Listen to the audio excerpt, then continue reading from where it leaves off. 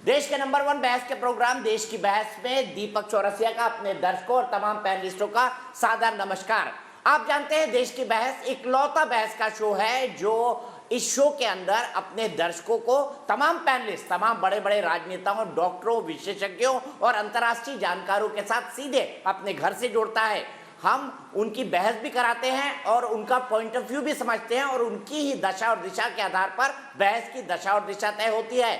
हम अपने दर्शकों से ही जानते हैं कि आज आप किस मुद्दे पर बहस चाहते हैं। तो जल्दी से ग्राफिक के जरिए देख लेते हैं आज का जो आपने मुद्दा चुना है वो कश्मीरी पंडितों को लेकर है। क्या उसका सवाल था और आपने कितने प्रतिशत वोट दिए हैं ये हम समझते हैं। हाल ही में कश्मीरी पंडितों का नया साल आया था और उस अवसर पर दत्तात्रेय होसबोले जो आरएसएस के सरकारवाह हैं, उन्होंने साफ साफ कहा कि अब कश्मीरी पंडितों को वापस घाटी में बसाने का वक्त आ गया है। तो सवाल हमने पूछा था, क्या 3 दशक बाद यानी 30 साल बाद पंडित वापस लौटेंगे कश्मीरी? 65% लोगों ने वोट देकर इसे देश की बहस का मुद्दा बनाना चाहा है।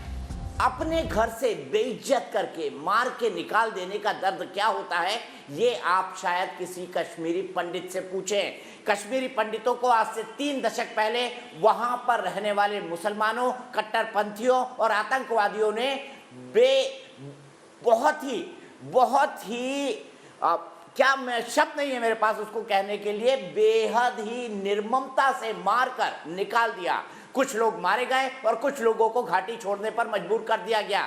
वहां पर रहने वाले उनके साथियों जिनके साथ उन्होंने अपना जीवन गुजारा था, उन लोगों ने उनकी प्रॉपर्टीज औने पौने दामों पर खरीद ली और उसके बाद से कश्मीर घाटी कश्मीरी पंडितों से बिल्कुल जुदा हो गई। उसके बाद ये कश्मीरी पंडित कुछ विदेश में रहने लगे, कुछ दिल्ली में रहने लगे। सबसे ज्यादा कश्मीरी पंडित जम्मू रहते हैं। हाल ही में सरकार के प्रयासों के बाद 370 और 35 से हटाने के बाद नई नौकरियां देने के वादे के साथ कुछ कश्मीरी पंडितों ने वापस लौटना शुरू किया है। सरकार उन्हें 2000 नौकरी भी देने जा रही है हाल ही के दिनों में। उम्मीद है कि 2021 में कुछ और कश्मीरी पंडित लौटेंगे। इस बीच आरएसएस के बड़े पदाधिकारी दत्तात्रेय होसबोले ने एक बड़ा बयान दिया है। उनका कहना है कि इन्होंने जो दर्द सहा है कश्मीरी पंडितों ने, उसकी तुलना किसी से भी नहीं की जा सकती और अब कश्मीरी पंडित वापस घर आएंगे ये उन्हें पूरी उम्मीद है क्योंकि घाटी का माहौल बदल गया है।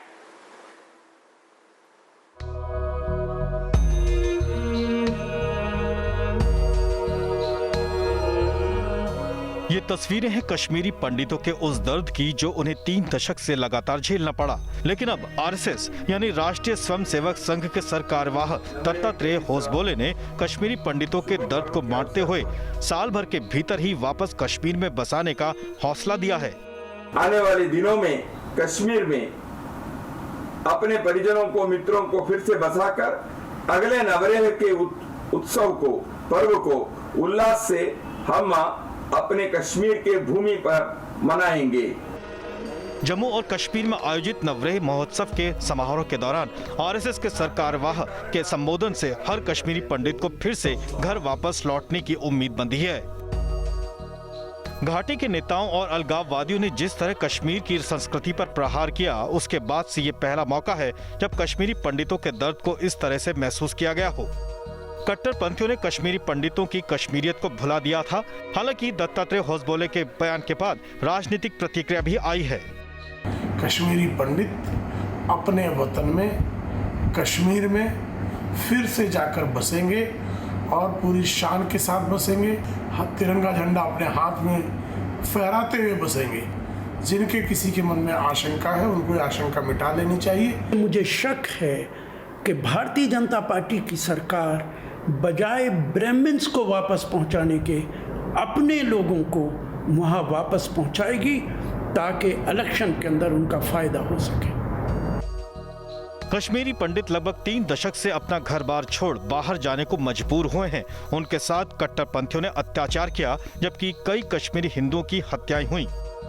आज हम देश की बहस में चर्चा कर रहे हैं कि अब कश्मीरी पंडित कश्मीर नहीं लौटेंगे तो कब।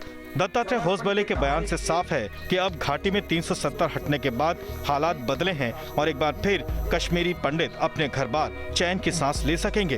वाकई घाटी के हालात बदल गए हैं। 370 हट गया है जो एक ही देश के अंदर 2 झंडे और 2 संविधान होने की या 2 नियम कानून होने की बात करता था। हम इस बहस को आगे बढ़ाएंगे, कश्मीरी पंडितों का दर्द आपको बताएंगे। हमारे साथ कई सारे कश्मीरी पंडित जुड़ेंगे, आरती टिक्कू सिंह भी जुड़ेंगी, जिन्होंने यूएन के अंदर जब भाषण दिया था तो पूरी दुनिया ने उनको सुना था, वो भी हमारे साथ जुड़ेंगे। लेकिन सबसे पहले देखते हैं आज का सवाल क्या है। आज का सवाल जिस पर आपको हाँ या ना के अंदर राय देनी है। आज का हमारा सवाल है, कश्मीरी पंडितों को वापस कश्मीर में बसाने का क्या ये सही समय है? हाँ या नहीं में आप अपनी राय दीजिए। आप हमारे वेबसाइट पर जा सकते हैं, आप हमारे मोबाइल ऐप को डाउनलोड कर सकते हैं, जिसे डाउनलोड करना बेहद आसान है। आप हमारे ट्विटर हैंडल पर जा सकते हैं, आप हमारे फेसबुक पेज पर भी जा सककर वोट कर सकते हैं कार्यक्रम के बारे में। अगर आपकी कोई राय है, सुझाव है या आप शो के अंदर शामिल होना चाहते हैं तो हमें 9711002266 पर व्हाट्सएप करें। सीधे अपने सबसे बड़े पैनल को इंट्रोड्यूस करता हूं। मेरे साथ कई सारे खास मेहमान जुड़ चुके हैं। भारतीय जनता पार्टी से होंगे, कश्मीरी पंडित होंगे, मेरे साथ कश्मीर से वहां के पॉलिटिकल चिंतक और पॉलिटिकल एनालिस्ट भी जुड़ेंगे। तो आइए सबसे पहले मेहमानों को इंट्रोड्यूस करा देता हूं। मेरे साथ भारतीय जनता पार्टी की राष्ट्रीय प्रवक्ता अपराजिता सारंगी जी मौजूद हैं। मेरे साथ कांग्रेस का समर्थन करने वाले राजनीतिक विश्लेषक तहसीन पूनावाला मौजूद हैं। मेरे साथ आरती टिक्कू सिंह जी मौजूद हैं, जिन्होंने यूएन में भाषण देकर 370 हटने के बाद भारत का सर गर्व से ऊंचा किया था। वही आरती टिक्कू सिंह मेरे साथ जुड़ गई हैं। मेरे साथ इफ्तिखार मिसगर साहब हैं, जो कि कश्मीर से आते हैं और एक पॉलिटिकल एनालिस्ट हैं। मेरे साथ अवनिजेश अवस्थी जी हैं, जो कि एक प्रोफेसर है, राजनीतिक चिंतक है और पॉलिटिकल एनालिस्ट है। सबसे पहले आरती जी, मैं आप ही से शुरुआत करूंगा। मुझे बताइए, क्या वाकई कश्मीरी पंडितों की वापसी का यह सही वक्त आ गया है? क्या सरकार के अब तक लिए गए फैसले कश्मीरी पंडितों को उत्साहित कर रहे हैं घाटी में वापस लौटने के लिए? देखिए, पहले तो मैं ये कहूँगी कि दत्तात्रेय होसबले जी का जो स्टेटमेंट है उसका मैं स्वागत करती हूँ, ना कि सिर्फ कश्मीरी पंडित होने के हक से, पर इस हक से भी कि मैं भारत की एक सिटीजन हूँ, मैं एक पत्रकार हूँ। उस लिहाज से भी मैं कहूँगी कि उनका स्टेटमेंट जो है वो उसका स्वागत करना चाहिए। लेकिन मैं ये कहूँगी कि जितना उन्होंने सिग्निफिकेंट ये स्टेटमेंट दिया है, उतना ही ये ज़रूरी है कश्मीरी पंडित समुदाय को जानना कि आखिर उनका जो रिटर्न और रिहैबिलिटेशन कश्मीर में होगा, वो किन कंडीशंस में होगा, वो किन टर्म्स पे होगा। और जैसे कि होसबले जी ने बोला है कि दोबारा से उनका कश्मीरी पंडितों का विस्थापन नहीं होना चाहिए, नहीं होगा। एथनिक क्लेंजिंग और जेनोसाइड जो कश्मीरी पंडितों का हुआ वो नहीं होना चाहिए। तो उसके लिए भारत सरकार जो है क्या करेगी? उसके लिए आरएसएस जो आज की डेट में मैं कहूँगी, मैंने पहले भी कहा है कि कायदे से तो हिंदुस्तान की, इंडिया की, भारत की जितनी भी पॉलिटिकल पार्टियां हैं, वो कांग्रेस हो, कम्युनिस्ट पार्टी ऑफ इंडिया हो, वो आम आदमी पार्टी हो या कोई भी पॉलिटिकल पार्टी हो, उन सबको इकट्ठे आना चाहिए था। कश्मीरी पंडित एथनिक क्लेंजिंग और जेनोसाइड जो हमारे साथ हुआ 30 साल पहले, उस सब पे उनको इकट्ठे होके एक ही आवाज में ये कहना चाहिए था कि वो कश्मीरी पंडितों को वापस कश्मीर ले जाएंगे और उनका रिटर्न और रिहैबिलिटेशन वो इंश्योर करेंगे। लेकिन अनफॉर्चुनेटली इस देश में राजनीति ऐसी है कि ना तो कांग्रेस पार्टी ने, ना तो कम्युनिस्ट पार्टी ऑफ इंडिया ने, ना ही बाकी पॉलिटिकल पार्टीज जो है उन्होंने कोई भी अपना कोई ऐसा विजन स्टेटमेंट दिया हो कश्मीरी पंडितों के लिए, या उन्होंने कोई कभी बात की हो उनके बारे में। तो इसलिए आरएसएस अगर आज की डेट में कश्मीरी पंडित लोगों के बारे में बात कर रही है तो मैं कहूंगी कि ये अच्छी बात है। लेकिन साथ में ही हमको ये जानना जरूरी है कि सरकार ने किन शर्तों पे, किन कंडीशंस में वो वापस लेके जाएंगे, क्योंकि कश्मीरी पंडितों के घर जलाए गए। मेरा घर 30 साल पहले घर जलाया गया, पूरा मोहल्ला कश्मीरी पंडितों का घर का जलाया गया। तो वो कश्मीरी पंडित जो 30 साल बाहर रहे हैं, वो वापस कहाँ जाएंगे? घर तो है नहीं। जिन लोगों के घर थे जलाए गए। ठीक है, मैं इस बात पर अपराजिता सारंगी जी से भी लूंगा कि उनकी पार्टी के दिमाग में क्या है, उनकी पार्टी ने क्या डिस्कस किया है। आरती जी, हम छोटा छोटा जवाब रखते हैं, मेरे पास 1.5 घंटे का वक्त है, हम बहुत आसानी से सभी पॉइंट डिस्कस कर पाएंगे। मैं सबसे पहले इफ्तिखार मिसगर साहब के पास चलता हूँ। इफ्तिखार मिसगर साहब, 19 जनवरी 1990 आपको भी याद होगा, कितने बेरहम और कितने बेदर्द हो सकते थे वहां के मुसलमान कि जिन कश्मीरी पंडितों का भाई मानते थे, उनकी लड़कियों का बलात्कार करके, उनके गर्दन काट के, उनको गोलियां मार के आपने जाने से मजबूर कर दिया। देखिए दीपक जी, मैं इस बात की, आपने जो ये बात कही पहले भी जब आप इंट्रोडक्शन दे रहे थे इस डिबेट का, उसमें भी आपने ये तोहमत लगाई कश्मीरी मुसलमानों पे, कश्मीरी पंडितों के नेबर्स थे उन पे। देखिए एथनिक जो माइग्रेशन हुआ यहाँ पे, कश्मीरी पंडित जो यहाँ से माइग्रेट हुए, उसमें कोई दो राह नहीं है कि उनके साथ बहुत आपबीती हुई। जैसे आपने आरती पिकू सिंह का सुना, वैसे ही मेरा भी सुनिएगा, नहीं तो पूरा लग रहा है कि आप बयासर होते हैं, और बयासर ना बनिए। ये बहुत ही संजीदा टॉपिक है, दो कम्युनिटियों का नहीं, एक कल्चरल एथॉस का बहस चल रहा है ये, जिसमें दो कम्युनिटियां जो एक ही कल्चर शेयर करती हैं, उसका बहस चल रहा है। देखिए, जब आप पूरी कम्युनिटी को जिम्मेदार ठहराते हैं, एक मुसलमान कम्युनिटी को जिम्मेदार ठहराते हो, गलत बात है, इसकी हम निंदा करते हैं। कश्मीरी पंडित बिल्कुल यहाँ पे इनका जो गुजर हुआ वो बहुत ही भयानक था, लेकिन किनके हाथों से हुआ, किनके हाथों से हुआ, आप गलत बोलेंगे तो मुझे आपको टोकना पड़ेगा। क्या ये सच नहीं है कि वहां की मस्जिदों से आवाज निकली कि मारो जलाओ? आप कैसे जर्नलिस्ट हैं जिनको ये समझ नहीं है कि आप एक कम्युनिटी को जिम्मेदार ठहराते हैं? आप बोलते हैं कि कश्मीरी मुसलमानों ने भगा दिया। नहीं, सर कम्युनिटी जिम्मेदार तो ठहराएगी ना। गुजरात दंगों में आप क्या बोलते थे? अब कश्मीर की बात आएगी तो हम कम्युनिटी हो गई। वो आपने गुजरात में कभी आरएसएस लोगों को ये नहीं ठहराया जिम्मेदार जब मुसलमानों का कत्लेगारत हुआ, जब मुसलमानों को जिंदा गाड़। सर सैकड़ों बहस किए, मेरे निकाल के देख लीजिएगा टेप उस वक्त के। जब आपको दर्द हो रहा है ना, मिर्ची लग रही है आपको उनके वापस आने से, तो आप बिलबिला रहे हैं। सुनिए मेरी बात, कश्मीरी पंडितों को आना है तो होम मिनिस्टर को कहना चाहिए। ये आरएसएस कौन होता है? इनकी क्या भागीदारी है जम्मू कश्मीर के मसले के लिए? इनका क्या रोल बनता है यहाँ पे?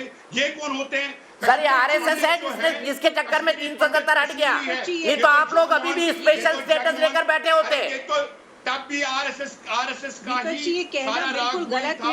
आरएसएस का ही जो इन्होंने तब ये प्रोजेक्शंस किया था, जगमोहन को भेज के और पूरे एक कम्युनिटी को उठा के टेकर्स थे इनके ले लिए। कश्मीरी खाली 2%। सुनिए मेरी बात, आपको बीच में किसी ने नहीं टोका। 2%। बिल्कुल पूछिए इफ्तिखार जी, आरती जी आपसे सवाल पूछ रहे हैं। आरती जी बिल्कुल पूछिए। मेरा अधिकार है कि मैं एक सवाल इनसे पूछूं जरूर।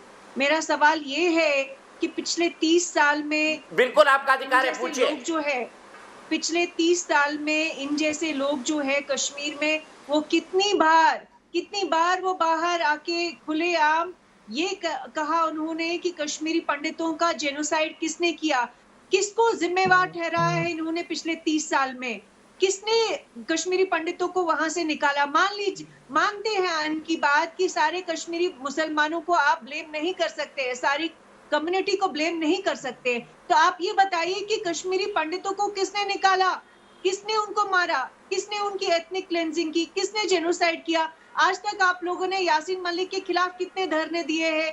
आप आज तक इन्होंने कितने धरने दिए हैं? बेटा ने कितनी बार कहा है कि इन लोगों को फांसी देनी चाहिए? आज तक इन लोगों ने कितनी बार ये कहा है? आपने सवाल पोस्ट किया, पंडितों को आप वापस सुनिए आना मेरी चाहिए। बात। आप मुझे बताएं, तो ये लोग, आप मुझे बताएं, जब डॉक्टर गुरु का कत्ल हुआ, क्या आपने डॉक्टर गुरु के लिए कभी बात करी? जब कुनन पोस्टवारा में मास मर्डरिंग हुआ, क्या आपने कुनन पोस्टवारा की बात आपने छेड़ी कभी?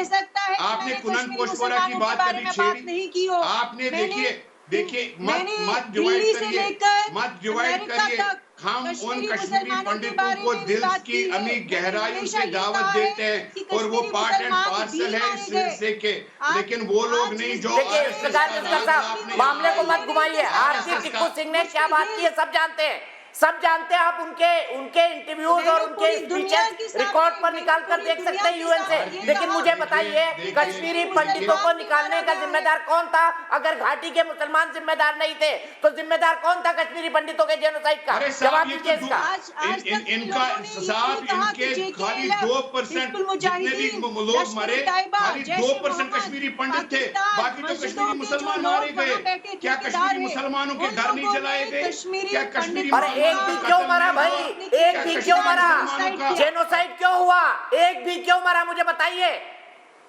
आप मुझे एक बात बताएं, क्या कश्मीरी पंडितों के टेकर्स थे? कश्मीरी मुसलमानों का टेकर नहीं था।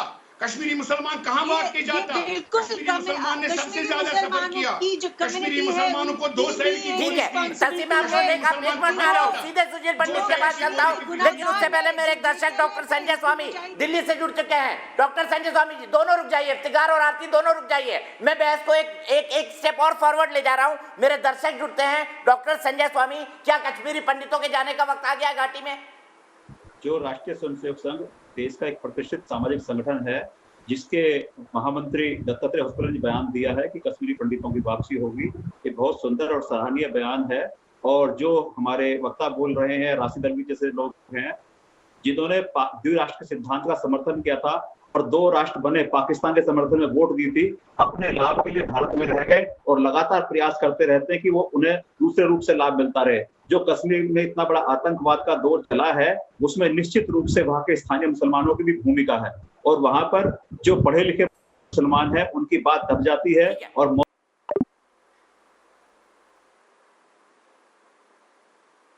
ठीक है संजय, मैं यहीं से सीधे ले चलता हूं सुशील पंडित जी के पास। सुशील पंडित जी, आपने इफ्तिखार मिसगर के तर्क सुने, मुझे सिर्फ एक बात का जवाब दीजिए, क्या मुसलमान भी विक्टिम है इस पूरे मामले के? और मुझे यह भी आप बताइए कि बिट्टा कराटे, यासीन मलिक, इन लोगों की गिरफ्तारी के लिए कितने कश्मीरी मुसलमानों ने धरना दिया था? दीपक जी, बहुत बहुत धन्यवाद मुझे बहस में आमंत्रित करने के लिए। ये एक पुराना ढर्रा है। जब जब हम लोग अपने ऊपर हुए अत्याचारों का विस्तार से वर्णन करते हैं, उसकी जानकारी आपके माध्यम से दर्शकों तक पहुंचाते हैं, तब तब इफ्तिखार मिसगर जैसे लोग कहते हैं कि मुसलमान भी मारे गए थे। देखिए साहब, कश्मीर में जब हम लोगों को निकाला गया मारकर, लूटकर, काटकर, तब हमने कोई जुर्म नहीं किया था, हमारा कोई कसूर नहीं था। हमारे हाथों से आज तक एक मुसलमान नहीं मारा गया है। आप नाम नहीं ले सकते कि किसी मुसलमान को किसी हिंदू ने मारा हो कश्मीर में। लेकिन जो मुसलमान कलाशनिकोव उठाएगा, जो हैंड ग्रेनेड चलाएगा, जो हमारे मंदिर तोड़ेगा, जो सेना के साथ मुठभेड़ करेगा, जो घर लूटेगा, सरकारी संपत्ति जलाएगा, आप उसको निर्दोष मुसलमान की श्रेणी में रखेंगे? क्या वो एनकाउंटर में मारा जाना उसका रीजनेबल नहीं है, उचित नहीं है? आप उसको गिनती में रखेंगे कि जिस तरह कश्मीरी पंडितों को जलावतन किया गया, उनकी नस्लकुशी की गई, उसी गिनती में आप उस मुसलमान को रखेंगे जो कलाशनिकोव लेकर के हमारी सेना को चुनौती देता है? इस पर शर्म नहीं आनी चाहिए किसी को? आपको हिम्मत कैसे होती है कि आप इन दोनों को एक ही तराजू में तोलें? कोई किसी भी तरह की सामान्य बुद्धि है, कॉमन सेंस है? क्या जस्टिफाई कर सकते हैं आप? क्या हिजबुल मुजाहिदीन, जैश ए मोहम्मद, रहने के लायक नहीं रखा? ऐसे संगठन हमने बनाए थे। हमारे बच्चों को जो बाहर पढ़ रहे हैं उनके लिए आपने मुसीबतें खड़ी कर दी। आपने हमें दहशतगर्द ठहरा दिया। आपने हर एक कश्मीरी आपकी मुसीबतें खुद खड़ी की हुई हैं। जब आप तिरंगे जलाते हैं, दहशतगर्दी करेंगे अगर आपसे जुड़े लोग मजहब के नाम पे, तो दहशतगर्द कहलाएंगे ही ना। सीधे इफ्तिखार मिसगर और सुशील पंडित को आमने सामने करिए। अगर आप दहशतगर्दी करेंगे तो दहशतगर्द कहलाएंगे ना इफ्तिखार मिसगर साहब। इस शब्द से क्यों आपत्ति है आपको? अगर आप दहशतगर्दी करेंगे तो दहशतगर्द कहलाएंगे। क्या मैं गलत बोल रहा हूँ सुशील पंडित जी? गलत नहीं। देखिए, क्या जो दहशतगर्द है उसको आप बोल दीजिए, उसका कोई मतलब नहीं होता है। कई बार ऐसा हुआ कि कश्मीर से पढ़ने गए जो लड़के थे बाहर, उनकी किसी के साथ कहा सुनी हुई, धक्का मुक्की हुई, ये उसका उलाहना दे रहे हैं। धक्का मुक्की नहीं, मार दिया। बच्चों को नहीं समझाएंगे कि जब भारत पाकिस्तान मैच हो तो भारत को गालियां देना बंद करें। ये तब नहीं समझाएंगे कि अगर भारत हार जाता है तो उसका जश्न मनाना बंद करें, वरना उसके नतीजे भुगतने पड़ते हैं। ये नहीं समझाएंगे, ये कहेंगे कि अगर वो गाय मारकर बीफ पका रहा है अपने हॉस्टल के रूम में हॉस्टल के नियमों का उल्लंघन करते हुए, तो उसको कोई डांटे ना, उसको कोई पुचकारे। उन्होंने झंडा ही एक्सेप्ट नहीं किया। आज जो आरएसएस वाले हैं बोलते हैं कि कश्मीरी पंडित भारत का झंडा लेके मुझे पक्ष लेना अच्छा नहीं लगता, पर आप फिर विषय को डिबेट कर रहे हैं। आपके पास इस जवाब का कोई जवाब, इस बात का कोई जवाब नहीं है कि 19 जनवरी 1990 को क्या हुआ था, क्यों जेनोसाइड हुआ था। मैं सीधे तहसीन पूनावाला के पास चलता हूँ। तहसीन पूनावाला आपकी पार्टी और आप जिस विचारधारा से आते हैं, क्यों ना आप एक पिटीशन लगाएं कि कश्मीरी पंडितों के पुनर्वास की व्यवस्था अब केंद्र सरकार करे। आपको तो लगाना चाहिए, आप हर मामले में पिटीशन लगाते हैं, तो कश्मीरी पंडितों की बात भी सुन लीजिए, क्योंकि आप तो सेक्युलरिज्म के चैंपियन हैं। जी, सबसे पहले दीपक जी, आपके शो में आपने मुझे बताया, शिरकत करने का मौका दिया, मैं आपका शुक्रगुजार हूँ। बहुत खुश हूँ मैं कि आपके शो में मेरी दोस्त आरती है, जिन्होंने वाकई यूनाइटेड नेशंस में भारत का नाम ऊंचा किया। बहुत गर्व है जिस तरह से उसने उसको यूनाइटेड नेशंस में पाया। 2 पॉइंट्स में आपके सामने और आपके दर्शकों को करना चाहता हूँ। इसमें कोई डाउट नहीं है कि जो हमारे पंडित भाई बहन हैं, उन्हें वैली में, कश्मीर में लौटना चाहिए। और मैं उम्मीद करता हूँ कि जो हमारे माननीय प्रधानमंत्री जी नरेंद्र मोदी को अपना वादा पूरा करेंगे। आरएसएस कुछ बोली, उसका कोई लेजिटिमेसी नहीं है, क्योंकि आरएसएस ने सरदार पटेल को ये वादा किया था कि वो एक राजनीतिक संगठन नहीं है। अगर आरएसएस आज एक राजनीतिक संगठन है तो उसके बोलने का कोई मतलब नहीं होता। मतलब ये है कि मोदी जी और अमित शाह जी क्या करेंगे कि हमारे पंडित भाई बहन पहुंच सकते, वैली में दोबारा से बच सकते। वो स्पेसिफिक होना चाहिए। उनकी सुरक्षा का क्या होगा? हमने देखा हाल में कृष्णा ढाबा पे मैंने न्यूज एशियन में देखा कि गोली चलाई गई। तो एक है कि वो वहां जाए सेटल हो, दूसरी है उनकी सुरक्षा की गारंटी होनी चाहिए, जो एक सेंट्रल सर है।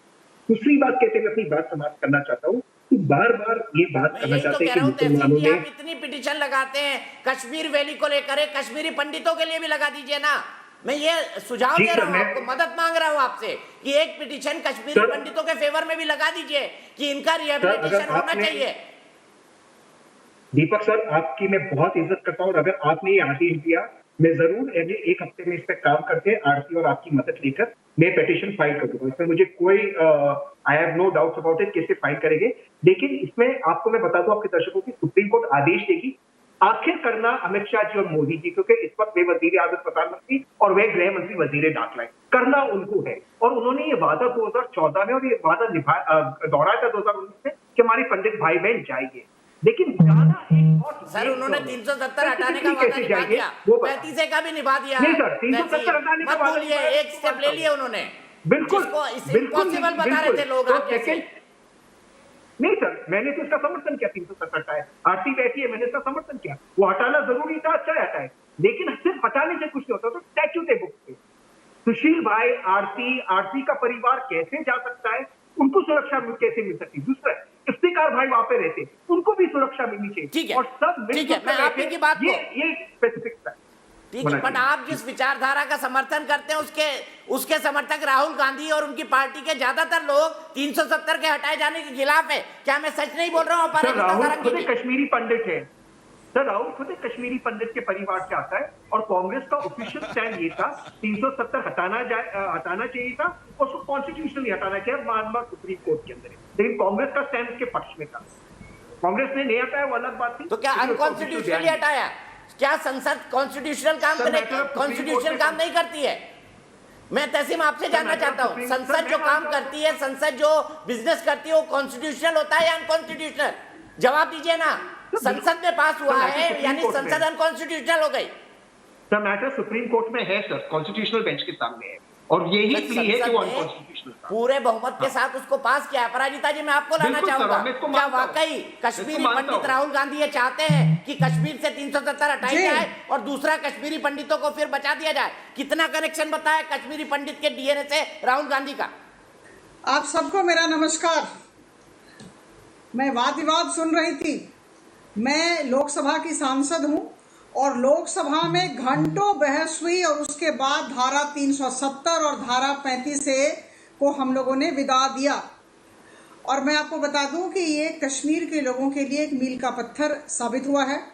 जम्मू कश्मीर के विकास और उत्थान के लिए अनेक वर्षों से जो लंबित कार्य थे उसे सरकार ने हाथ में लिया है और अभी काम चल रहे हैं। देखिए, श्री रामचंद्र जी का वनवास 14 वर्षों का था, लेकिन हमारे कश्मीरी पंडित, हमारे भाई बहनों का वनवास 3 दशकों से ज़्यादा हो गया। और ये बड़ी अच्छी बात है, हम सबको इसका स्वागत करना चाहिए कि जो केंद्र सरकार, जो प्रधानमंत्री मोदी जी की सरकार कहती आ रही थी, उसे ही दत्तात्रेय होसबोले साहब ने सबके सामने फिर से रखा। और मुझे लगता है कि ये जो संकल्प है, इस संकल्प में शक्ति होती है। और जब संकल्प, कोई भी संकल्प जब राष्ट्र, धर्म और समाज के लिए हो, तो मुझे लगता है कि इसकी शक्ति दुगुनी हो जाती है। तो मुझे लगता है कि हम सबको इसका स्वागत करना चाहिए। और मैं आप सबको बता दूं कि केंद्र सरकार आगामी दिनों में इसके लिए निर्देशनामा तैयारी करेगी। हम चाहते हैं कि हमारे जो कश्मीरी पंडित हैं, जो वापस लौटेंगे अपने देश, अपनी जगह, उन्हें किसी भी असुविधा का सामना न करना पड़े।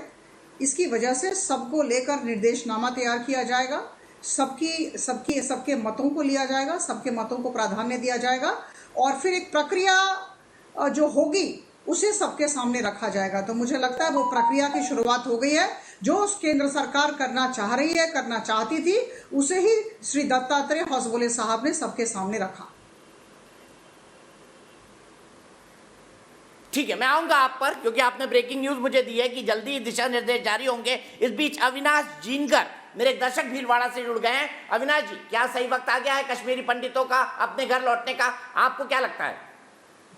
जी बिल्कुल दीपक जी, जब धारा 370 हटी तो हर हिंदू भाई का, हर कश्मीर पंडित का हक और जिहाद शुरू हुआ। उनको लगा कि हम वतन, अपने घर वापस जाएंगे, अपनी संपत्ति, अपने खेत खलियान में उसी तरह से हम खेती करेंगे। मैं निश्चित रूप से प्रधानमंत्री जी का धन्यवाद ज्ञापित करता हूं कि उन्होंने धारा 370 हटा के देश के कश्मीर पंडितों को, भाइयों को, जो सुचारू रूप से, उनकी व्यवस्थित रूप से उनका अपने घर जो पलायन होगा वो स्थापित होंगे, उसका मैं शुक्रगुजार हूं। और उनके शौर्य और बलिदान और त्याग का मैं निश्चित रूप से सम्मान करता हूं कि उन्होंने किसी भी परिस्थिति में आकर भी अपना संयम साबित रखा और संकल्पित होकर उन्होंने अपने धर्म को बचाए रखा। मैं स्वागत करता हूं और मैं स्वयं इससे संकल्पित हूं। ठीक है अविनाश, बहुत बहुत शुक्रिया। यहीं पर आपको रुकना होगा। मैं सीधे इफ्तिकार मिसगर के पास चलता हूं, फिर अवनीशेष अवस्थी के पास जाऊंगा, क्योंकि अवनीशेष जी बहुत देर से मेरे साथ नहीं जुड़ पाए। इफ्तिकार मिसगर साहब, मैं ह्यूस्टन गया था हाउडी मोदी के लिए। मुझे वहां पर कई सारे अप्रवासी कश्मीरी पंडित मिले। मुझे उन्होंने जो कहानियां सुनाई कि कैसे मारने के लिए मस्जिद से अपील होती थी, कैसे पड़ोसी लोग जो हैं वो घरों को चारों तरफ से घेर लेते थे, कैसे निकल निकल के वो भागे हैं, कैसे उनके लव्ड एंड डियर वंस को उनकी आंखों के सामने या तो गोली से मारा गया या किसी हथियार से मारा गया। आप भूल सकते हैं? आप भी 1990 में कम से कम समझदारी की उम्र के दोहराए होंगे इफ्तिकार मिसगर साहब।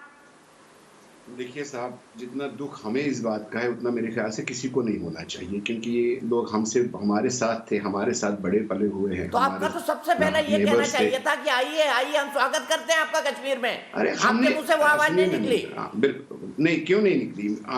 हम तहे दिल से, जहां तक हमारा खून का एक एक कतरा भी बहेगा, इसके लिए हम कश्मीरी पंडितों को वापस लाएंगे और खुशहाली से लाएंगे।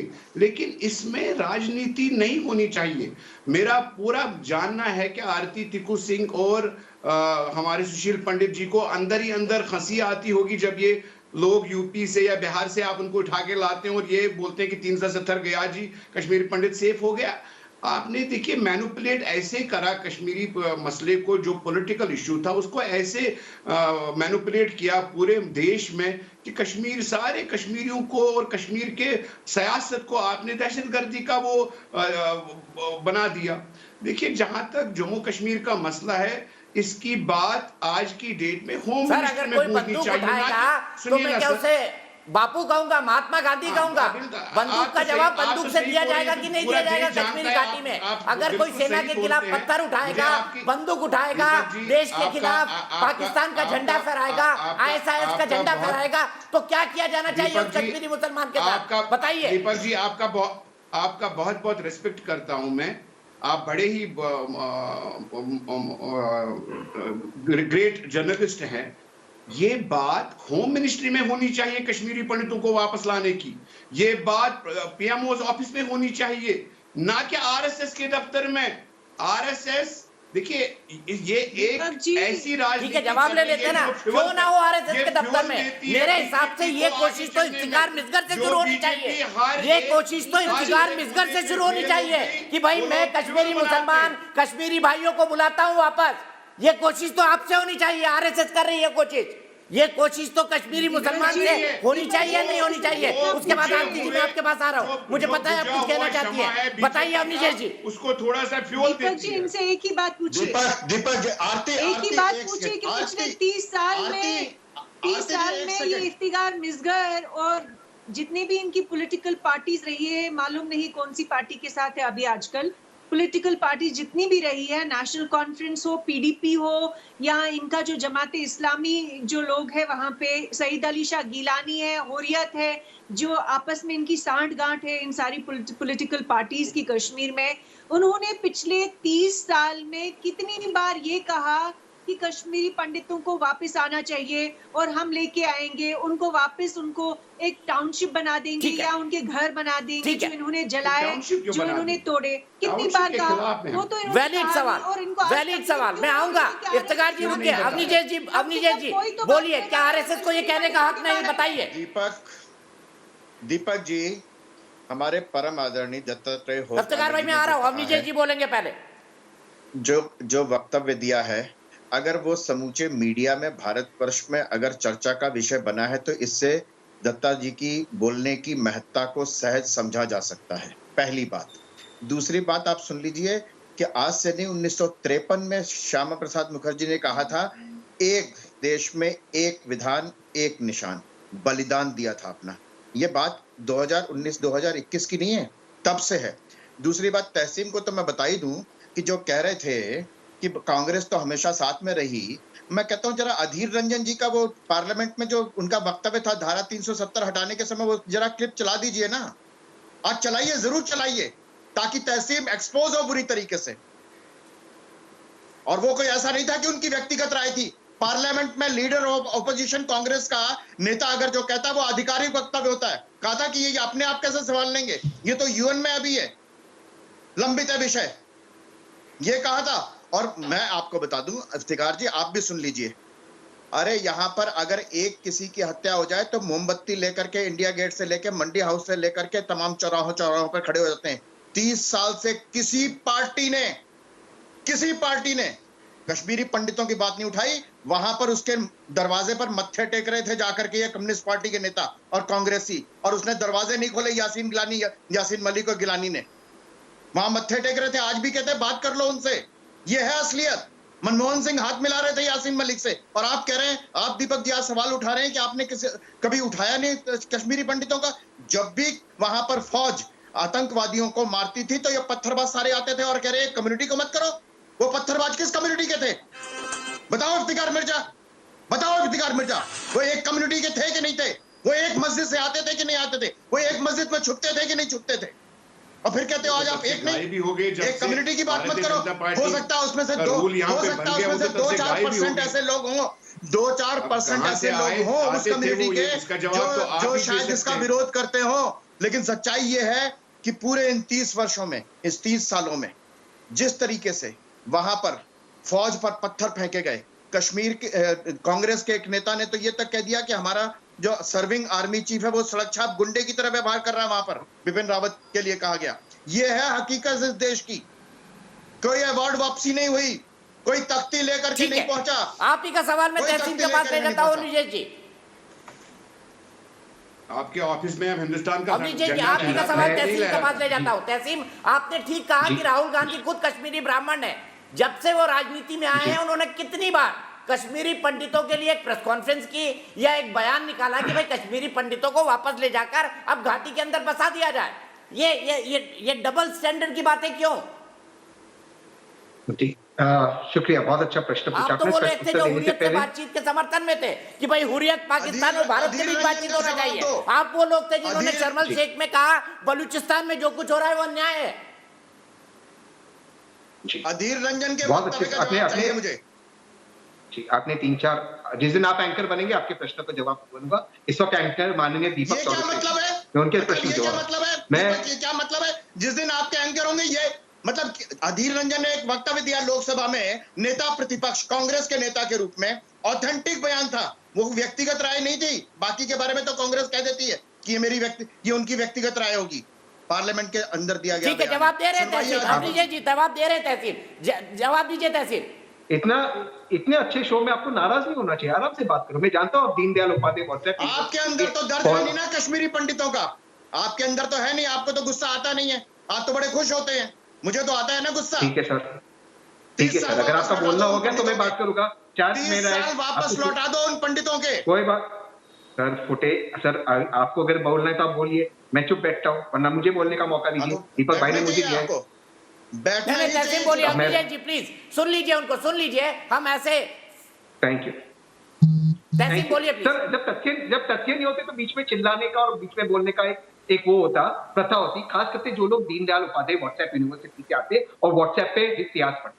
तो मैं इतिहास से शुरू करते बात अपनी खत्म करता। श्यामा प्रसाद मुखर्जी 370 लागू करने के पक्ष में थे और 370 के आर्किटेक्ट जवाहरलाल नेहरू नहीं, वल्लभ भाई पटेल थे। उसके डिस्कशन वल्लभ भाई पटेल के घर पे हुए थे और श्यामा प्रसाद मुखर्जी उसमें पार्टिसिपेंट थे। लिखित में ये बात है। और उसके बाद आरएसएस जो हर चीज में यू टर्न करती, श्यामा प्रसाद मुखर्जी ने बाद में यू टर्न किया था। लेकिन श्यामा प्रसाद मुखर्जी ने यूनाइटेड नेशंस में इस मैटर को ले जाने के लिए पार्लियामेंट पढ़े हुए लग रहे हैं तहसील। नहीं अब सर, मुझे व्हाट्सएप यूनिवर्सिटी से हिस्ट्री पढ़े हुए आप लग रहे हैं सर। कोई बात नहीं सर, आपको आप लग रहे हैं व्हाट्सएप यूनिवर्सिटी से हिस्ट्री पढ़ी हुई है। मैं हिस्ट्री में नहीं जाना चाहता, मुझे आज की बात करिए कि राहुल गांधी कश्मीरी ब्राह्मण है। कितनी बार उन्होंने कहा कि कश्मीरी ब्राह्मणों को, कश्मीरी पंडितों को वापस बसा दिया जाए? सिर्फ इसका जवाब दे दीजिए। एक बार, 2 बार, 10 बार, 20 बार, खत्म हो जाएगी बात। मैंने मान ली कि श्यामा प्रसाद मुखर्जी ने 370 लगाई थी। आज की बात करिए। नहीं लगाए नहीं थे, उसके समर्थन में थे और पार्लियामेंट में कहा था कि यूनाइटेड नेशन जाना सही डिसीजन है गवर्नमेंट ऑफ इंडिया का, पार्लियामेंट में कहा। लेकिन मैं राहुल गांधी पर आता हूँ। सर, जैसे आपने सही कहा कि राहुल गांधी एक कश्मीरी पंडित परिवार से आते हैं और कांग्रेस का ये ऑफिशियल स्टैंड रहा है कि पंडितों को लौटना चाहिए। मैंने नहीं कहा, आप ये बात क्यों नहीं कहते? जी सर, मैं कह रहा हूँ। और सर, ये बात हम क्यों भूलते हैं कि जिस वक्त हमारे कश्मीरी पंडित भाई बहनों के साथ अन्याय हुआ, जब उनको कश्मीर छोड़ना पड़ा, उस वक्त वहां के गवर्नर जगमोहन थे जिनको अडवाणी जी ने बनाया था, और अडवाणी जी और वीपी सिंह की सरकार थी, केंद्र की सरकार। मैं दावे के साथ कहता हूं अगर कांग्रेस की सरकार होती और फारूक अब्दुल्ला चीफ मिनिस्टर होते, जो नहीं थे उस वक्त, ये नहीं होता। उस वक्त प्रधानमंत्री वीपी सिंह थे और अडवाणी की सरकार थी और जगमोहन को रिवॉर्ड में राज्यसभा दिया गया। ये बात सच्चाई है। क्या ये अडवाणी जी और जगमोहन का मिला जुला षड्यंत्र था और कांग्रेस की कोई रिस्पॉन्सिबिलिटी नहीं? बताइए। जब वो सरकार में नहीं थे। गलत बात है।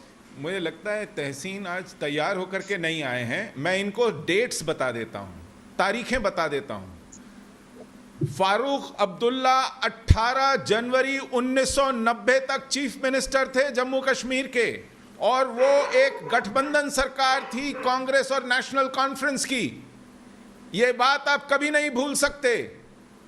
नेशनल कॉन्फ्रेंस और कांग्रेस की गठबंधन सरकार थी 18 जनवरी तक 1990 तक, और तब तक कश्मीरी पंडितों के कत्लों का सिलसिला शुरू हो चुका था। लोग घर खाली करके जाना शुरू हो चुके थे। जी नहीं, जगमोहन ने गवर्नरशिप टेक ओवर की है जम्मू के अंदर 19 जनवरी 1990 को। आप जानते हैं उसके बाद 28 दिसंबर 1999 को मारे गए। टिकालाल टपलू 14 सितंबर 1999 को मारे गए। जस्टिस नीलकंठ गंजू 4 नवंबर 1999 को मारे गए। कत्ल का सिलसिला फारूक अब्दुल्ला की सरकार की नाक के नीचे शुरू हुआ। क्या बात कर रहे हैं आप? मस्जिदों से जलूस निकलते थे फारूक अब्दुल्ला की सरकार की नाक के नीचे। याद है आपको? हजारों लोग हमारे घरों में घेरते थे रात रात भर। फारूक अब्दुल्ला की नाक के नीचे फारूक अब्दुल्ला के कितने लोग मारे गए वो नाम याद है आपको? 19 जनवरी 1990 को, आपको याद है? 19 जनवरी 1990 तक वहां पर मैं बताऊं 4 जनवरी को निकाला गया। 4 जनवरी को अल-सफा में एक नोटिस छपा अडवाणी जी ने राजनीति की। 4 जनवरी 1990 को अल-सफा में नोटिस छपा अखबार के पहले पन्ने पर कि काफिरों कश्मीरी पंडितों कश्मीर छोड़ दो। वही नोटिस 6 जनवरी को आफ्ताब में छपा फ्रंट पेज पर, कश्मीरी पंडितों घाटी छोड़ दो वरना तुम्हारी खैर नहीं है। और ये तब फारूक अब्दुल्ला कांग्रेस और नेशनल कॉन्फ्रेंस सरकार के इस कत्लेआम के जिम्मेदार आप अपनी जिम्मेदारी अच्छे लगने लगते हैं आजकल, कभी बुरे लगने लगते हैं तहसीन। मुझे समझ नहीं आती आपकी राजनीति। मुझे नहीं मैं सीधे इसी सवाल को लेकर चलता हूँ माजिद हैदरी के पास। माजिद हैदरी जी, आरती का बड़ा वाजिब सवाल है, 31 साल में किस पार्टी ने कश्मीर की? तहसीन, मैंने इस सब के बारे में बहुत कुछ लिखा है। मैडम जरा कृपया करके अब मुझे बोलने दें। देखिए दीपक भाई, आपने माशाल्लाह बहुत ही अच्छा विषय रखा है और खुशी का विषय है। आज हम इस मंच पर लड़ना नहीं चाहिए। मेरे पंडित भाइयों की घर वापसी का विषय, खुशी का विषय है। मैं किसी भाई से लड़ना नहीं चाहता। उन्होंने 19 जनवरी को टेक ओवर किया, लेकिन 22 जनवरी तक कश्मीर नहीं। उमर फारूक ने कितनी बार कश्मीरी पंडितों को वापस आने के लिए रिजोल्यूशन पास करवाया हुर्रियत कॉन्फ्रेंस से? बताइए 30 साल में। देखिए दीपक भाई, अब मुझे भी बोलने का मौका दे, सब बात करें तो मुझे भी अवसर मिलना चाहिए। मैं कह रहा हूँ मेरे पंडित भाइयों की घर वापसी का जो विषय है, इस पे हम लड़े ना, सब खुश हों। और आपसे किसने कहा कश्मीरी पंडित कश्मीर में नहीं रहते? कश्मीरी पंडित हमारे दिल में रहते हैं, कश्मीरी मुसलमान के दिल में रहते हैं, आज भी रहते हैं, 30 वर्षों से रहते हैं। और वापसी इनकी जो घर वापसी इंशाल्लाह होगी। लेकिन मस्जिदों से मारने के आपके बाप दादा फरमान सुना रहे थे, इसीलिए फरमान सुना रहे थे ना, मस्जिदों से मारा जाए उनको, कश्मीरी पंडितों को मार दिया जाए। 19 जनवरी 1990। 30 वर्षों में 12 वर्षों से भाजपा की सरकार है। भाजपा ने मेरे पंडित भाइयों के लिए क्या किया? अजहर मसूद को जाके कंधार में छोड़ा ताकि कश्मीर में और लोग मरे। हाँ, भाजपा ने क्या किया? आपने क्या किया पहले आप ये बताइए ना। सबसे बड़ी रिस्पॉन्सिबिलिटी तो आपकी बनती है माजिद हैदरी। ऐसे कश्मीरी मुस्लिम आपने कश्मीरी पंडितों को लाने के लिए क्या किया? घड़ियाली आंसू क्यों मारे हैं? आप बताइए ना, आपने क्या किया माजिद हैदरी? 2-3 पंडित नाम आपने रख दिए सामने लड़ने के लिए। मैं उन्हें 370 हटा दिया, 35 से भी हटा दिया, जिसको लेकर आपकी पेट में दर्द होता है। आपका मतलब आप भी मुझे बताइए ना माजिद भाई बताइए ना। हम कहते हैं घर वापस आए, आप क्यों इसमें अड़चन डाल रहे हैं? आरती टिक्कू सिंह जी पे अब आएंगे। आपका सवाल पूछा आरती जी, आपके सवाल का कोई जवाब नहीं है इनके पास।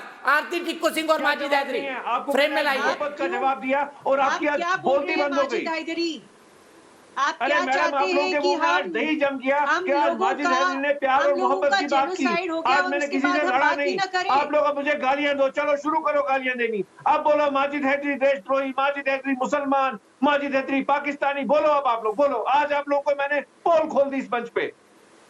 अब बोलिए आप लोग, दीजिए गालियां मुझे। ये गालियां तो आपके मुंह से ही सुन रही हूँ मैं। यहाँ तो किसी भी कश्मीरी पंडित ने आपको कोई गाली नहीं दी है, तो मालूम नहीं आप कहाँ बोल के आए हैं या कहाँ सुन के आए हैं। दूसरी बात ये मैं आपसे पूछना चाहती हूँ कि आप बीजेपी को तो एक तरफ छोड़ दीजिए, आप अपने बारे में बोलिए। आप जिनकी पैरवी कर रहे हैं इस टेलीविजन पे और बाकी टेलीविजन चैनल्स पे, आप ये बोलिए कि उन लोगों ने पिछले 30 साल में क्या एफर्ट लगाया कि कश्मीरी पंडित वापस आए? मैडम इसमें एफर्ट नहीं, मैडम इसमें कौन सा एफर्ट है? मुझे आप बताइए एफर्ट कौन सा है? आपने घर आना है तो जायदाद वापस की जाए। नहीं मैडम, इसमें एफर्ट कौन सा है? क्या मेरे सिख भाई कश्मीर में नहीं रहते? क्या क्रिश्चियन भाई कश्मीर में नहीं रहते? क्या बुद्धिस्ट भाई नहीं रहते? आप लोग रूट के चले गए। पैरवी करते हैं, अब इसमें उन्होंने आज तक किसको जिम्मेवार ठहराया है? हमारे एथनिक बेगानी शादी में संगी दीवाना, ये संगी आज दीवाने हो गए कश्मीरी पंडितों के नाम पे। आपके मुंह से ये संग आरएसएस आज दीवाना हो चुकी है। बेगानी शादी में संगी दीवाना। अरे पंडित भाइयों ने घर आना, इसमें लड़ने की क्या बात है? और आरएसएस कौन उसकी दखल देने वाली? आप बोल के दिखाइए कि भाई कह रहे हैं मार के निकाला है, और पंडित भाई कह रहे हैं आप माजिद हैदरी जिसको आप बोल रहे हैं ना आरएसएस वाले दीवाने हो गए, यही ठीक करेंगे आपको। आप बोल के दिखाइए ना। आप उच्चतम न्यायालय ने क्या कहा? एपेक्स कोर्ट ने, सुप्रीम कोर्ट ने क्या कहा? हमें नहीं पता किसने मारा है। कि हिजबुल मुजाहिदीन कोई बात नहीं माजिद हैदरी, आप बोल दीजिए ना। मैं माजिद हैदरी सबसे पहले कश्मीरी पंडितों के लिए अपना घर दान करूंगा। बोलिए, मैं माजिद हैदरी गंगा जमुनी तहजीब को मानते हुए सबसे पहले कश्मीरी पंडितों के लिए अपना घर दान करूंगा। बोलिए, ये आरती टीपू साहिबा भी आए, ये सुशील पंडित जी आए, ये सब कल मेरे घर आए, औलाद इफ्तिखार साहब के घर जाए।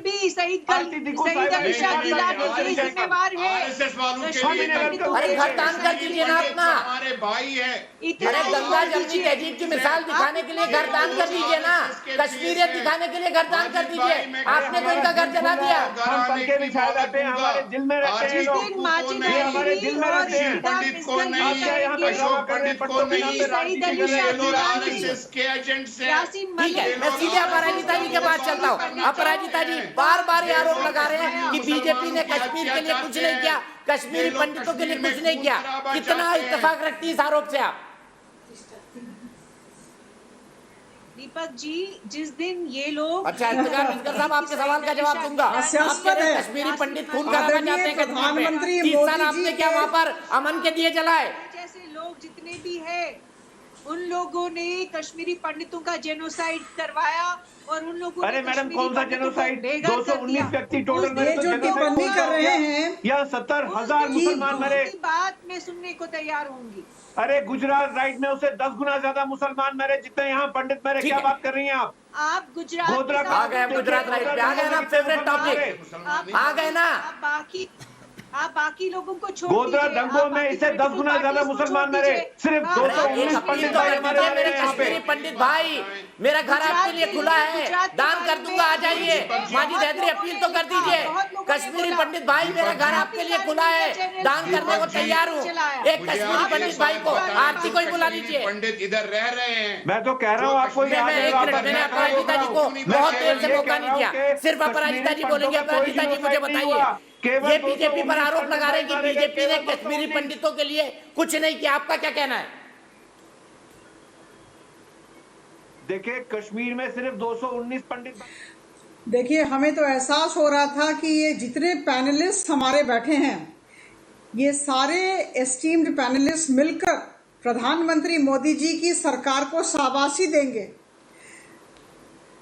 पिछली सारी सरकारों ने जो काम नहीं किया था उससे प्रधानमंत्री मोदी जी की सरकार ने करके दिखाया। इतना कठिन समय था वो, जब हम लोकसभा और राज्यसभा में बहस कर रहे थे, और जिस तरह से जम्मू कश्मीर में और जम्मू कश्मीर के बाहर जितने भी विपक्षी नेता थे, उन्होंने जो मिर्ची लगाई थी और जिस तरह का एक वातावरण, एक नकारात्मक वातावरण की सृष्टि की थी, वो मुझे लगता है सबको याद होगा।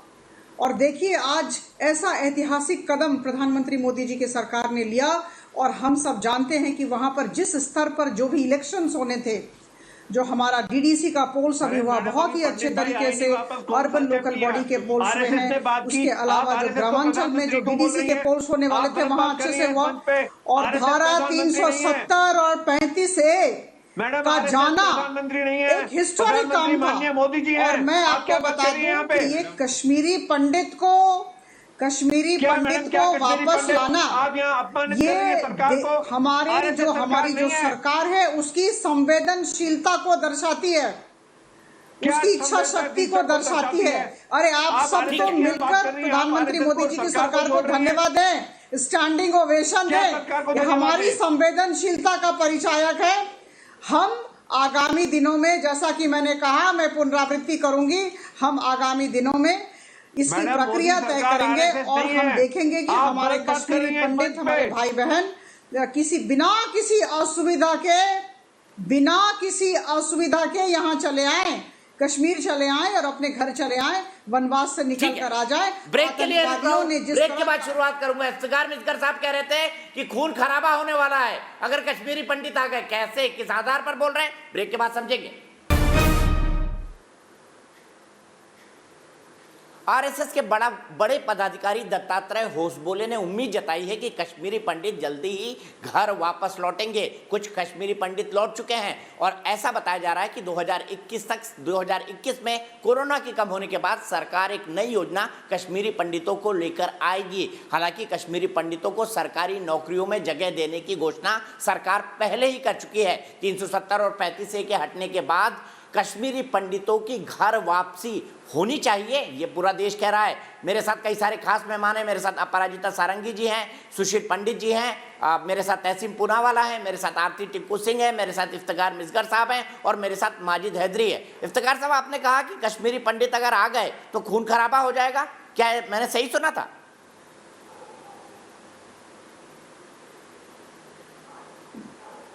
ठीक है, मैं सीधे माजिद हैदरी से पूछता हूं। माजिद हैदरी, इफ्तिकार साहब को ऐसा क्यों लग रहा था? जी देखिए, हमारे पंडित भाई अपने घरों में वापस आने चाहिए। ये जो आरएसएस जो साजिश बना रही है कि अलग इनके लिए एक वहां पे सैटेलाइट टाउनशिप बनाएंगे, वो आइडिया गलत है। वो 1.5 इंच की अलग मस्जिद बना करके वहां नहीं रहेंगे, हमारे साथ मिलजुल के रहेंगे जैसे रहते थे। ये अलग टाउन बनाना, इनकी अलग नगरी बनाना, ये बिल्कुल गलत है। ये एक यहाँ पर फसाद करने ताकि फिर मार दे आप उनको, सोच रही है, ये ताकि फिर मस्जिदों से अनाउंसमेंट करवा के आप जेनोसाइड करवा दे। माजिद हैदरी, क्या 1990 में जेनोसाइड नहीं हुआ था कश्मीरी पंडितों का? बताइए ना। केवल 200, देखिए दीपक भाई, केवल 219 पंडित भाई मारे गए, जेनोसाइड तो हुआ ही नहीं। उससे ज्यादा तो 10 गुना गोधरा राइट्स में मुसलमान मारे गए थे। तो ये अरे एक भी क्यों मारा गया भाई? कश्मीरी पंडित घाटी से बाहर क्यों हो गए, ये बताइए ना। कि सरकार ने प्रोब क्यों नहीं किया? 30 वर्षों में भाजपा ने 12 वर्षों में प्रोब क्यों नहीं किया कि किन्होंने मारा? आज तक पता ही नहीं है मेरे पंडित भाइयों को मारा किसने। उच्चतम न्यायालय के पास 2017 में मेरे पंडित भाई गए थे। अच्छा। उन्होंने कहा अब इसका प्रोब नहीं हो सकता। अरे बड़े भोले हैं आप, बड़े भोले हैं आप। अगर आप मेरे सामने होते तो मैं आपको शांति के गुब्बारे उड़ाने के लिए देता कि जाइए उड़ा दीजिए घाटी में शांति के गुब्बारे। इतने भोले हैं आप। सुशील पंडित जी से इसका जवाब लूंगा, लेकिन उससे पहले मेरे साथ डॉक्टर रमेश रैना दिल्ली से जुड़ रहे हैं। डॉक्टर रमेश रैना खुद एक कश्मीरी पंडित हैं। डॉक्टर साहब, माजिद हैदरी कह रहे हैं कि कश्मीरी पंडितों का जेनोसाइड हुआ ही नहीं, आप क्या मानते हैं? बड़े भोले हैं माजिद हैदरी। मैं माजिद हैदरी जी को बताऊं, मैं इस पे हंसूं या क्या कहूं? या तो ये एक इनको शायद आइडिया नहीं है, या उस वक्त 90 में पैदा नहीं हुए थे, या अगर हुए थे पैदा तो शायद उन्होंने जगमोहन थ्योरी को आगे चलाया कि ये हमें जगमोहन ने निकाला।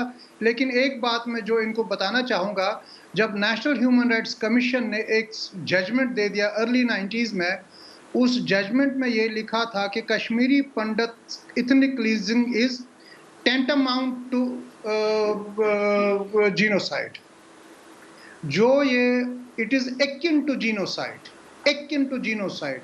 तो माजिद हैदरी जी जो कश्मीर से बोल रहे हैं, ये एक कश्मीर की कॉन्स्टिट्यूंसी, मुस्लिम कॉन्स्टिट्यूंसी को एड्रेस कर रहे हैं, क्योंकि ये उनके रिप्रेजेंटेटिव करके बोल रहे हैं। ये कश्मीर के रिप्रेजेंटेटिव की तरह से नहीं बोल रहे हैं। अगर ये कश्मीर के रिप्रेजेंटेटिव की तरह से बोल रहे थे, जिसका मतलब है कि कश्मीरी पंडित में उस भी शामिल था, तो ये शायद ये भाषा नहीं बोल रहे हैं, क्योंकि इनको शाम को घर भी जाना है, 10 लोगों को बोलना है। आज मैंने टीवी पे ये बताया, लेकिन इनको शायद मैं एक बार फिर याद दिलाऊंगा, ये वो नेशनल ह्यूमन राइट्स कमीशन की जजमेंट पढ़े जिसमें लिखा है कि ethnic cleansing of Kashmiri Pandits is akin to genocide. ये आज भी जो इंटरनेशनल फोरम्स है, नेशनल फोरम्स है, जो हमारे भारतवासी है, ये उनके दिमाग पे लिखी हुई बात है। और जो ये एथनिक क्लींजिंग है, ये एक काला चैप्टर है। शर्म आई सुन के माजिद हैदरी, शर्म आई सुन के? हम तब तक गड़े मुड़ते हो खेलेंगे। माजिद हैदरी, शर्म आई सुन के? एनएचआरसी ने क्या कहा था? आप पर ही आरोप लगा था। नहीं उखेड़िए कृपया करके मेरे पंडित। अरे आप पर ही आरोप लगा था भाई माजिद हैदरी, आपके ही भाई बंधु दादा काका काकी पर आरोप लगा था। मैं सीधे चलता हूँ सुशील पंडित पे। सुशील पंडित जी, कितनी निर्लज्जता के साथ, कितनी बेशर्मी के साथ माजिद हैदरी बोल रहे हैं सिर्फ 291 मारे गए, 219। जी दीपक जी, इन्होंने झूठ बोलने की एक कसम खाई हुई है। कश्मीर में इन्होंने जगमोहन थ्योरी चलाई कि हमको जगमोहन ने निकाला, जब ये कबूल करने को तैयार नहीं है कि ये ऊपर से नीचे तक हमारे खून से सने हैं, जब ये आज भी धमकियां दे रहे हैं कि ऐसे आओगे तो आओ, वैसे आओगे तो मत आओ, यहां बसोगे तो बसो, वहां बसोगे तो नहीं बसो, ये शर्तें गिना रहे हैं हमको। ये तय कर रहे हैं कि हम कब आएंगे, कैसे आएंगे, कहां आएंगे, आएंगे कि नहीं आएंगे। नहीं, हम शर्तें नहीं मिला रहे, हम आप कर रहे हैं, हमारे साथ मिलजुल के रहिए। हम प्यार मोहब्बत की भाषा कर रहे हैं, आप तो नफरत का झंडा लेके आ रहे हैं।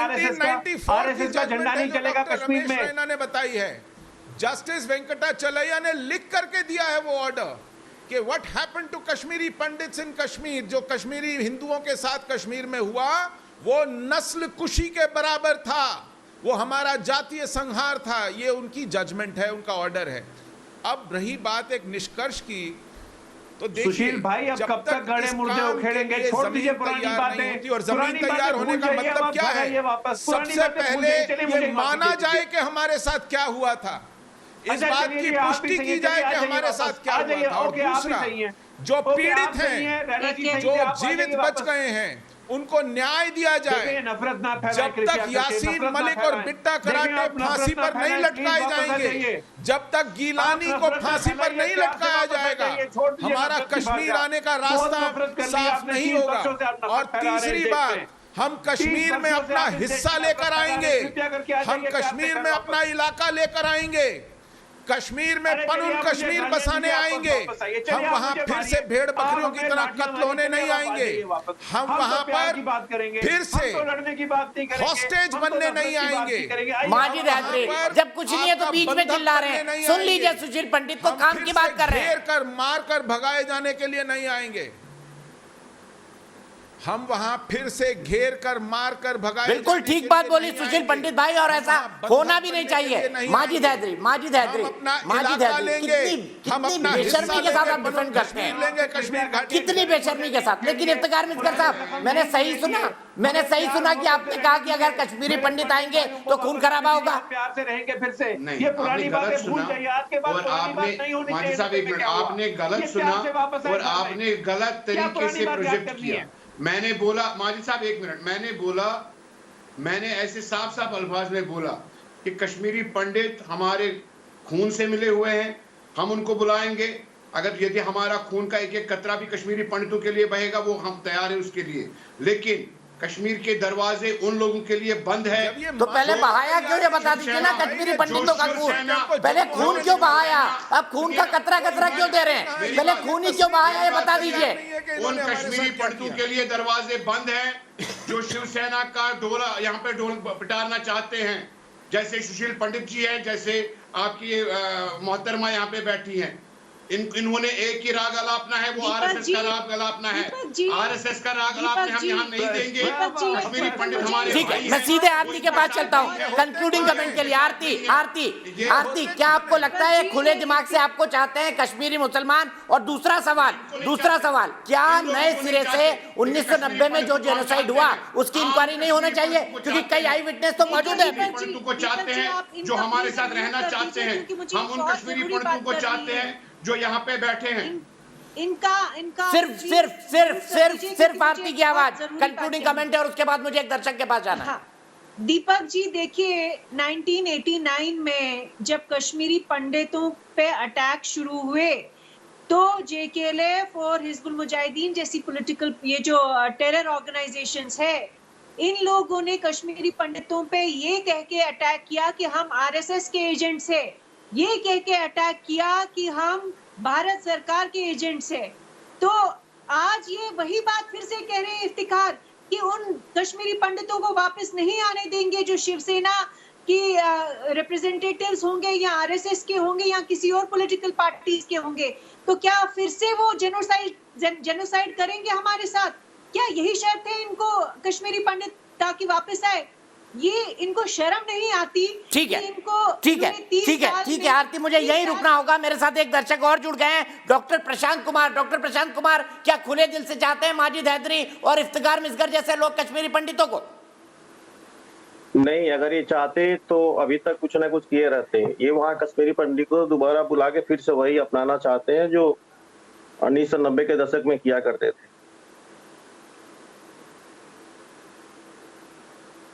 ठीक है, बहुत बहुत शुक्रिया। तहसीन, चलते चलते कब पिटीशन लगाएंगे बताइए सुप्रीम कोर्ट में कश्मीरी पंडितों को फिर से कश्मीर में बसाने के लिए, ताकि मुझे एक और न्यूज पेज मिलेगा। और तहसीन को बहुत बहुत साधुवाद देते हुए मैं बोलूंगा कि आइए तहसीन फिर से बहस करते हैं। जी सर, आप एक हफ्ते के अंदर में आरती और आपके साथ कोऑर्डिनेट वादा करके मुकर मत जाना। बिल्कुल नहीं सर, आप जानते हो मुझे। और आरटी ने कहा 1989 से जेनोसाइड शुरू हुआ, बिल्कुल सही। अभी वीपी सिंह प्रधानमंत्री बने। ठीक है, बहुत बहुत शुक्रिया तहसीन, और बहुत बहुत शुक्रिया तमाम लोगों, आप मेरे साथ जुड़े और आपने इस पर बहस की। 95% लोग बोलते हैं कि कश्मीरी पंडितों के वापस जाने का ये वाकई सही समय है।